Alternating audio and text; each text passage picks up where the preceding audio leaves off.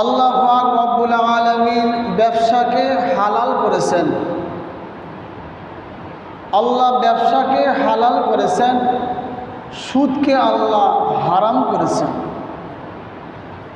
তা আল্লাহ যে ব্যবসাকে হালাল করেছেন, পৃথিবীর এমন কোনো মানুষ নাই যে ব্যবসাকে হারাম করবে।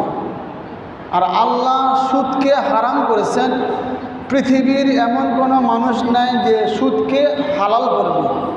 আল্লাহ যেটা হালাল করেছেন ওটা হালাল, আল্লাহ যেটা হারাম করেছেন ওটা হারাম।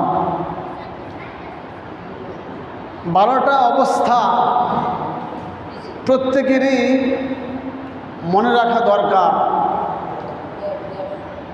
যারা আমরা হারাম কারবারের সাথে, সুদের কারবারের সাথে আমরা জড়িত আছি, এবং যারা নাই, যারা সুদের সাথে জড়িত না, প্রত্যেকেরই 12টা অবস্থা জানা অত্যন্ত প্রয়োজন, জরুরি।